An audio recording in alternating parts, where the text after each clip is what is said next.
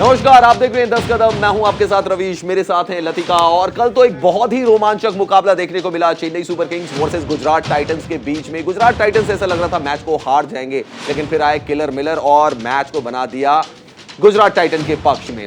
साथ ही साथ दोस्तों आज भी मुकाबला है राजस्थान रॉयल्स वर्सेस केकेआर। देखते हैं इस मुकाबले में कौन जीतेगा, लेकिन इस वक्त एक बड़ी खबर आ रही है, उस बड़ी खबर की तरफ चलना बहुत ज्यादा जरूरी है। तो आइए आपको बताते हैं क्या है वो बड़ी खबर। आईपीएल पर इस वक्त कोरोना का संकट मंडरा रहा है। दिल्ली कैपिटल्स के कैंप पर यह कोरोना का विस्फोट हुआ है। फिलहाल उनकी टीम जो है क्वारंटाइन में है। आईपीएल ने पहले ही नियम बनाए हुए थे। डीसी के 2 सदस्य कोरोना पॉजिटिव बताए जा रहे हैं और आइसोलेशन में डाल दिया गया है पूरी टीम को। पुणे जाना था, टीम को ट्रैवल करना था पुणे, क्योंकि उनका अगला मैच है पंजाब के साथ जो कि 20 अप्रैल को खेला जाएगा। लेकिन उससे पहले ही जो है टीम ने ये डिसाइड किया है कि वो पुणे मूव नहीं करेंगे। यानी कि आज पुणे मूव करना था, लेकिन टीम आज पुणे मूव नहीं किया टीम ने, और टीम जो है वो क्वारंटाइन में है। हालांकि टीम की जो पहली रिपोर्ट है, यानी कि जैसे ही ये खबर आई 2 खिलाड़ियों का पॉजिटिव टेस्ट आया, उसके बाद जब पूरी टीम की रिपोर्ट की गई, आरटीपीसीआर टेस्ट किया गया तो वो नेगेटिव आया। ये एक अच्छी खबर है। और ये पैट्रिक फॉरहट की तस्वीर भी हम आपको दिखा रहे हैं, जो कि फिजियोथेरेपिस्ट हैं। ये ऑलरेडी कोरोना पॉजिटिव है, इनको आइसोलेशन में डाल दिया गया है।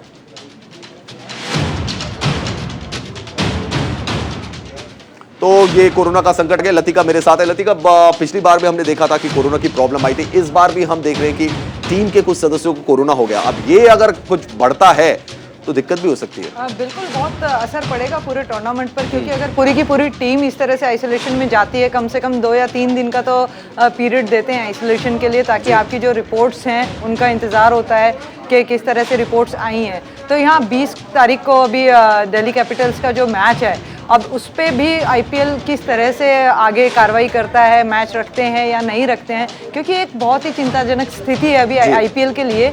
एक टीम में से अगर कुछ इस तरह का है, क्योंकि आप दूसरी टीम के साथ भी खेल रहे हैं, उन लोगों के साथ भी आप संपर्क में आएंगे, इंटरेक्शन होता है आपका उनके साथ भी, तो वहाँ एक ये कह सकते हैं कि एक डेंजरस थिंग है कि अगर दूसरी टीम में भी ये फैलता है तो धीरे धीरे इस आईपीएल पे भी कुछ ना कुछ ये खतरा मंडरा है। सवाल ये भी हो जाएगा, क्योंकि बीच में खबर आई थी कि बीसीसीआई जो है बायो बबल में भी रिलैक्स देने की सोच रही है कि रिलैक्स कर दिया जाए, क्योंकि मेंटल फैटिग बहुत ज्यादा हो जाती है। हालांकि अभी तक के जो नियम लतिका जो बताए जा रहे हैं, उस नियम में ये है कि अगर 12 खिलाड़ी भी ठीक होते हैं तो उनसे भी टीम काम चला सकती है। अगर उनसे कम खिलाड़ी होते हैं तो फिर बीसीसीआई की जो गवर्निंग काउंसिल है वो फैसला लेगी। जैसा कि दोस्तों आप जानते हैं कि इस वक्त न्यूजीलैंड में जब वर्ल्ड कप चल रहा था तो वहां पे रूल था कि 9 प्लेयर भी खेल सकते हैं विमेंस वर्ल्ड कप में, बट अभी ये तो गवर्निंग काउंसिल फैसला लेगी। लेकिन अभी तक रविश जो रूल्स थे ना, उसमें हम लोगों को, जैसे हम भी ट्रैवल करते हैं तो हमें 5 दिन का क्वारंटीन कंपलसरी होता था, 5 से 7 दिन का।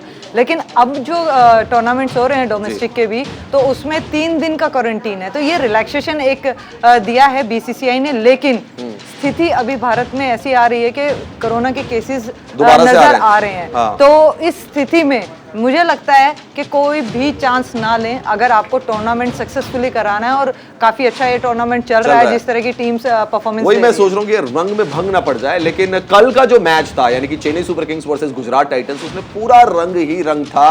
चेन्नई ऐसा लग रहा था कि मैच आराम से जीत जाएगी, लेकिन फिर डेविड मिलर, राशिद खान, हार्दिक पांड्या कल खेले नहीं, मुकाबला जीत गया। कितना रोमांचक मुकाबला था, कितना मजा आया, देखिए इस रिपोर्ट में।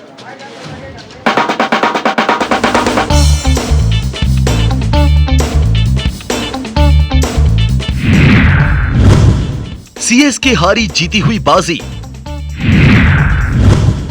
राशिद की तूफानी पारी, चेन्नई हारी। मिलर का किलर अवतार। आईपीएल जैसे जैसे आगे बढ़ रहा है, मुकाबले और रोमांचक होते जा रहे हैं। वैसा ही एक मुकाबला चेन्नई और गुजरात के बीच देखने को मिला। मैच में गुजरात टीम अपने कप्तान हार्दिक पांड्या के बगैर उतरी। कप्तानी की कमान राशिद खान को मिली। हार्दिक के ना होने से मानो मैच शुरू होने से पहले ही गुजरात की टीम थोड़ी कमजोर लगने लगी, लेकिन वैसा था नहीं। गुजरात की टीम ने टॉस जीता और चेन्नई को बल्लेबाजी का न्योता दिया।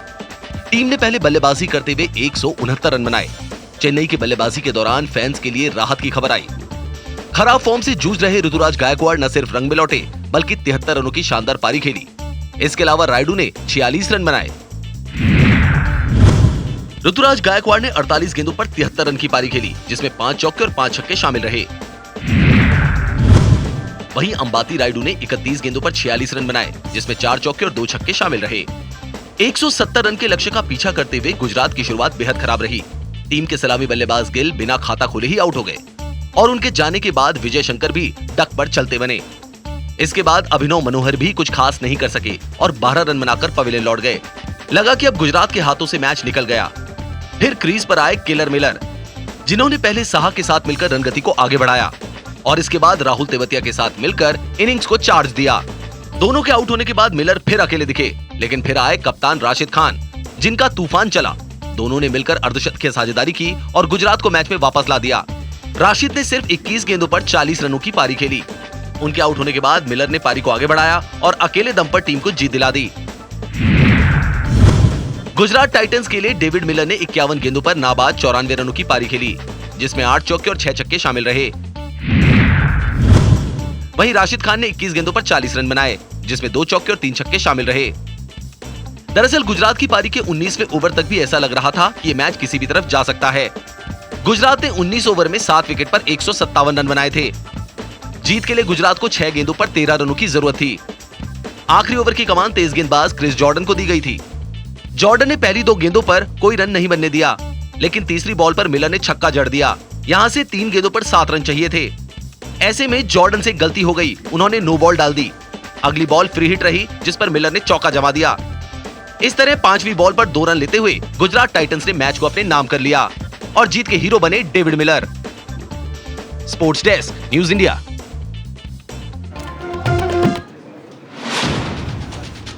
तो कल के मैच में तो बहुत कुछ था, एक्शन था, थ्रिल था, लेकिन लतिका एक पॉइंट ऑफ टाइम ऐसा लग रहा था 87 फॉर 5 कि शायद गुजरात टाइटंस के हाथ से मैच गया। लेकिन राशिद खान ने जो कैमियो खेला, मैं डेविड मिलर की भी बात करूंगा, लेकिन राशिद खान ने जो कैमियो खेला, मतलब क्रिस जॉर्डन की धुनाई की और मैच पलट दिया सारा। ये जो गेंद है ना रवीश, ये गेम को कभी इधर कर देती है और कभी उधर कर देती है, कभी गेंदबाज के फेवर में करती है, कभी बल्लेबाज के फेवर में करती है। और कल के मैच में हमें यही देखने को मिला कि जॉर्डन का एक ही ओवर पूरा मैच जो है गुजरात टाइटंस की तरफ ले गया और इसका श्रेय जो है पूरा राशिद खान की तरफ जाता है कि किस तरह की बल्लेबाजी उन्होंने की।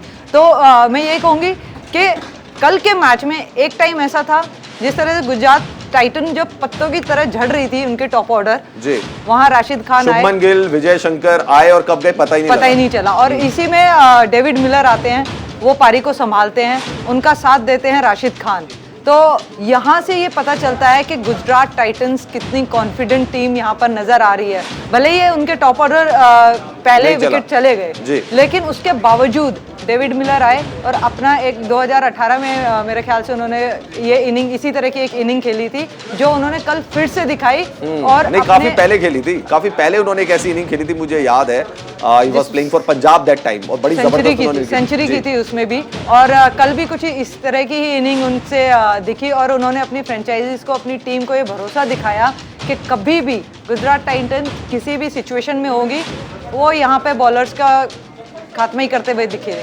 सबसे बड़ी बात ये भी रही ना लतिका की एग्जैक्ट टाइम पे आई, जब आपको जरूरत थी, आपके रेगुलर कैप्टन हार्दिक पांड्या खेल नहीं रहे थे, वहां पर डेविड मिलर ने ऐसी इनिंग खेली। और सबसे इंपॉर्टेंट चीज, आखिरी ओवर में भी स्ट्राइक अपने पास ही रखी, चेंज नहीं होने दी स्ट्राइक। कॉन्फिडेंस था अपने अंदर कि मैं ही जिताऊंगा मैच को। बिल्कुल, इसी को रविश हम एक्सपीरियंस कहते हैं कि आप एक बाहर के प्लेयर हैं, इधर आते हैं, आपके पास इंटरनेशनल एक्सपीरियंस है, आपके पास मैचेस का अच्छा खासा एक्सपीरियंस है, तो वो ऐसी सिचुएशन पे ही निखर के आता है। इसीलिए हम लोग हमेशा जब देखते हैं कि प्लेयर में क्या एक्सपीरियंस है क्या नहीं है, तो वहाँ पे हमेशा एक्सपीरियंस जीता है। और जिस तरह से डेविड मिलर ने बाद में कहा भी कि अमूमन वो ऊपर बैटिंग करते हैं, लेकिन गुजरात टाइटंस के लिए वो भी नीचे बल्लेबाजी कर रहे हैं, और उसका रीज़न कल हमें पता चला कि उनको नीचे क्यों भेजा जा रहा है। क्योंकि अगर आपका टॉप ऑर्डर फ्लॉप होता है तो कोई ना कोई ऐसा प्लेयर आपका बीच में होना चाहिए जो इनिंग को संभाल सके और इस तरह के मैच सामने वाली टीम के मुंह से निकाल ले जाए।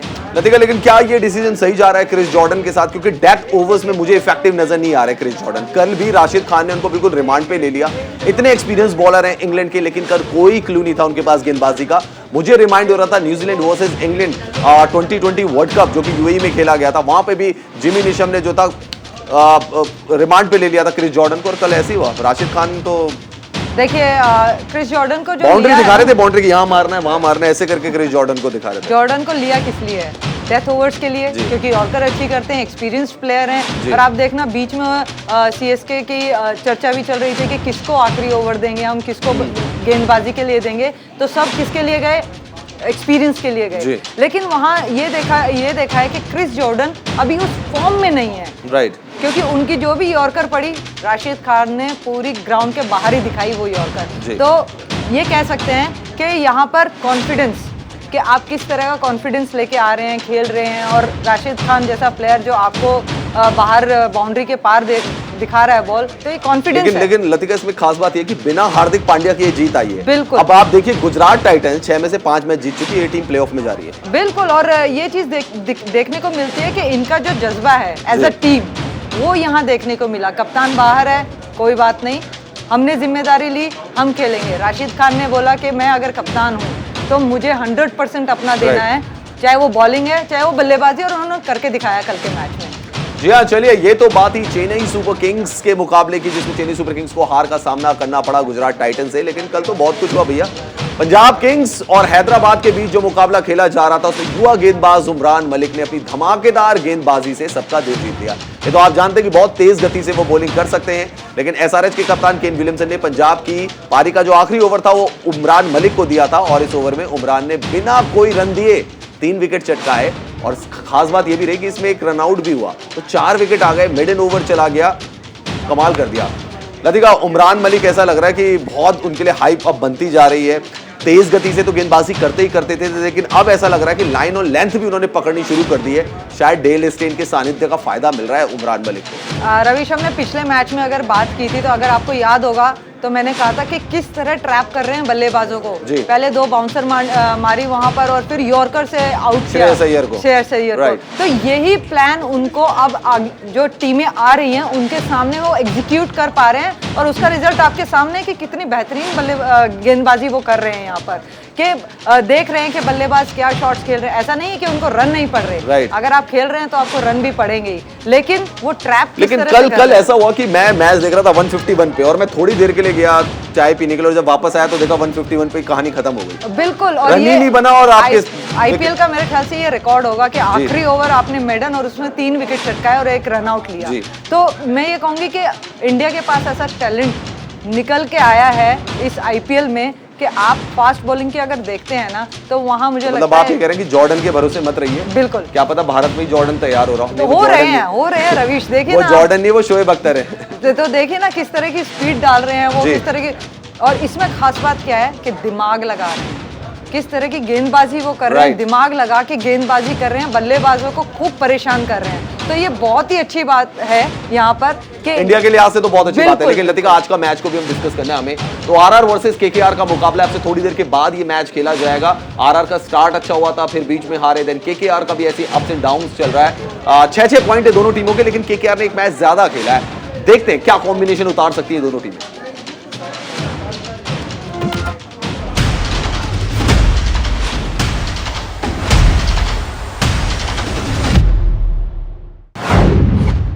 बिखरते रॉयल्स वर्सेस लड़खड़ाते राइडर्स। बैटिंग ऑर्डर से परेशान कोलकाता की टाइगर्स। तुरुप का इक्का साबित होंगे यूजी चहल। राजस्थान रॉयल्स ने इस साल लगातार 2 जीत से अपने सीजन का आगाज किया था, लेकिन उसके बाद तीनों मुकाबलों में से 2 में उसे हार का सामना करना पड़ा। पिछले मैच में गुजरात के हाथों शिकस्त झेलने के बाद अब उनका सामना कोलकाता नाइट राइडर्स से है, जो अपने पिछले लगातार 2 मुकाबले हारती आ रही है। संजू सैमसन की कप्तानी में राजस्थान की टीम अच्छी नजर आ रही है। टॉप ऑर्डर में जॉश बटलर लगातार रन बरसा रहे हैं, तो देवदत्त पडिक्कल और सिमरन हेटमायर मिडिल ऑर्डर में आकर गेंदबाजों की खूब बखियां उधेड़ रहे हैं। लेकिन कप्तान संजू सैमसन की बल्लेबाजी में निरंतरता की कमी राजस्थान पर भारी पड़ रही है। वहीं गेंदबाजी में कुलदीप सेन और ट्रेंट बोल्ट साथ मिलकर पावर प्ले में कहर बरपा सकते हैं, तो युजवेंद्र चहल और रविचंद्रन अश्विन की जोड़ी बाकी टीमों के लिए बड़ा खतरा साबित हो सकती है। 5 मुकाबलों में अब तक 6.80 की इकोनॉमी से चहल ने 12 विकेट चटकाए हैं, और कोलकाता के खिलाफ उनसे बेहतर प्रदर्शन की उम्मीद है। आईपीएल 15 में अगर राजस्थान रॉयल्स के सफर पर नजर डाली जाए तो राजस्थान रॉयल्स ने सनराइजर्स हैदराबाद को 61 रनों से हराया, फिर मुंबई इंडियंस को 23 रनों से मात दी। इसके बाद आरआर को रॉयल चैलेंजर्स बैंगलोर से 4 विकेट से हार का सामना करना पड़ा, लेकिन फिर आरआर ने लखनऊ सुपर जायंट्स को 3 रनों से हराया।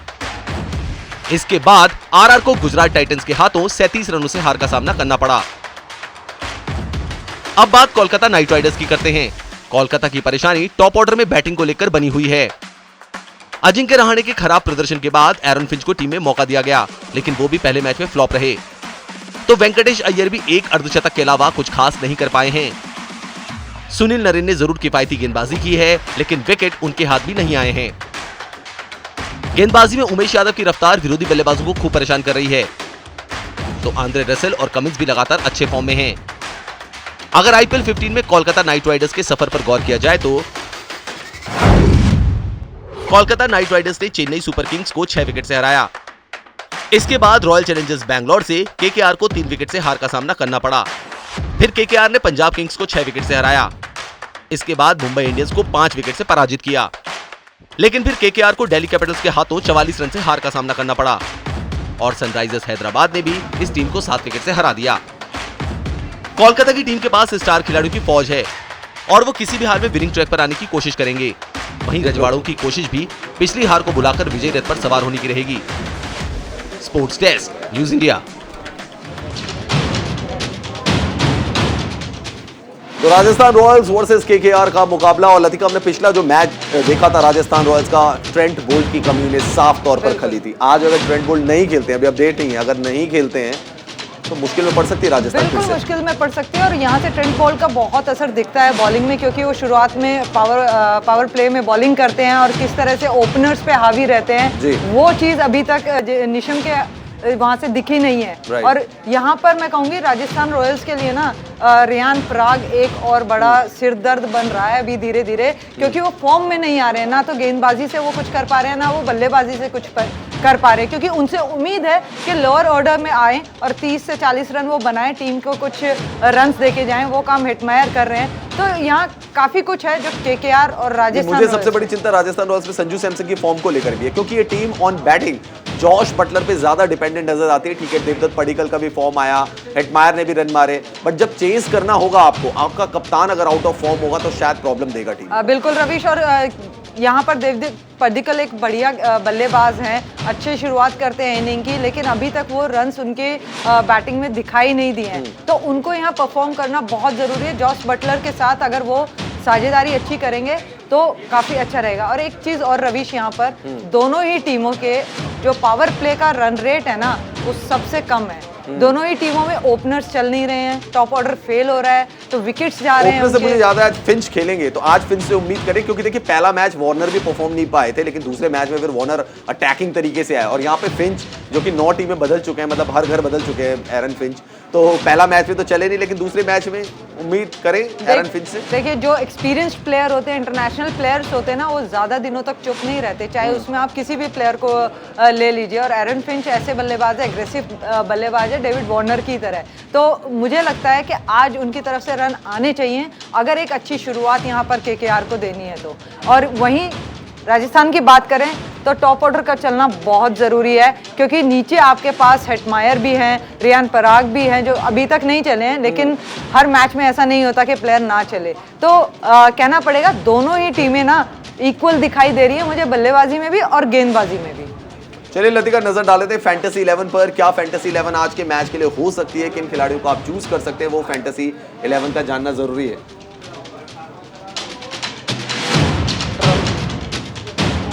तो विकेट कीपर आप चूज कर सकते हैं, जॉश बटलर, संजू सैमसन, दोनों को ले सकते हैं। विकेट कीपर की जहां तक बात है, दोनों विकेट कीपर आप लीजिए। बल्लेबाजी में आज हो सकता है कि Devdutt Padikkal, law of averages, Devdutt Padikkal के साथ जाइए। नीतीश राणा ने पिछले मैच में अच्छा दिखाया था। एरन फिंच से आज हम उम्मीद कर सकते हैं, फैंटेसी 11 में आप रिस्क ले सकते हैं ना पॉइंट्स के साथ, तो एरन फिंच को भी आप कंसीडर कर लिए। और ऑलराउंडर आंद्रे रसेल को भी ले लीजिए। देखिए रसेल द मसल, उनका बल्ला चल गया और गेंदबाजी से भी उन्होंने विकेट ले ली, तो आपको अच्छे पॉइंट्स मिल सकते हैं। देन पैट कमिंस, एक और ऑलराउंडर जिनको आप टीम में कंसीडर कर सकते हैं। लेकिन यहां पर वाइस कैप्टन किसको बनाना है? यूजी चहल को। बहुत शानदार फॉर्म में चल रहे हैं। उमेश यादव केकेआर के लिए जबरदस्त गेंदबाजी कर रहे हैं। प्रसिद्ध कृष्णा, और अगर ट्रेंट बोल्ट आज खेलते हैं तो उनको भी अपनी फैंटेसी 11 में आप जरूर शामिल करिए। तो ये है फैंटेसी 11, और आरआर के लिए बहुत जरूरी है कि आज ट्रेंट बोल्ट खेले, जॉश बटलर को कप्तान बना सकते हैं आप अपनी फैंटेसी 11 पर। और मेरा सवाल लतिका से यही है कि लतिका, आप किन खिलाड़ियों पे आज दाव खेलेंगी? Russell the muscle and Jos Buttler, क्योंकि ये इनफॉर्म प्लेयर और अपनी टीम के लिए बहुत अच्छा कर रहे हैं। अगर रसेल की बात करें, पिछले मैच में भी उन्होंने बहुत कोशिश की कि किसी तरह से मैच को बचाया जाए, लेकिन टीम से एक मैच जीता जाता है, एक सिंगल इंसान जो है ना वो मैच नहीं जीता सकता है। तो यहाँ पर मैं रसल एंड मसल पे भरोसा दिखाऊंगी और जॉस बटलर पे, वो भी इसी तरह से वन मैन आर्मी यहाँ पर दिख रही है अभी तक। तो रविश, ये दोनों टीमें ना अभी सेम जगह पे खड़ी हैं। आज ये मुकाबला भी कल की तरह ही देखने को मिलेगा। आज लोग ये भी कह रहे हैं, क्रिकेट एक्सपर्ट ये भी कह रहे हैं लतिका, कि आज मुकाबला सिर्फ बैटिंग बॉलिंग के बीच में नहीं है, यहाँ पर स्पिनर्स का भी मुकाबला होने वाला है। उधर वरुण चक्रवर्ती है, द मिस्ट्री स्पिनर जिनको कहा जाता है, उधर सुनील नरेन है, और इधर है यूजी और अश्विन। इसी बात पे मैं आ रही थी कि अभी तक चहल जो है ना काफी अच्छी परफॉर्मेंस देख रहे हैं, लेकिन वरुण चक्रवर्ती की अगर आप गेंदबाजी करें ना अभी तक एवरेज है। अभी से पहले के जितने भी आईपीएल हुए उनमें उनकी एवरेज कम से कम 6 या 7 के करीब या 6 के करीब रहती थी, लेकिन इस आईपीएल में अभी तक वो 8 से प्लस है। तो ये इकोनॉमी रेट ज्यादा है और ये चीज देखने को मिल रही है कि रन ज्यादा खा रहे हैं। उनकी जो मिस्ट्री बॉल है वो अब मिस्ट्री नहीं रह गई है बल्लेबाजों के लिए, वो पढ़ पा रहे हैं, उनको हिट कर पा रहे हैं। लेकिन नारायण की बात करें तो वो कहीं ना कहीं भारी पड़ रहे हैं बल्लेबाजों पर। और बहुत ही केकेआर या आरआर आरआर की तरफ जा रही है। लतिका का कहना है कि आरआर जीतेगी, मैं केकेआर की तरफ हूं। आज मुझे लग रहा है केकेआर आज अपोजिट ही जाते हो। वैसे इनके पीछे केकेआर के कप्तान, मेरे पीछे आरआर के कप्तान है। चलिए अभी के लिए इतना ही, आप देखती रहिए न्यूज़ इंडिया।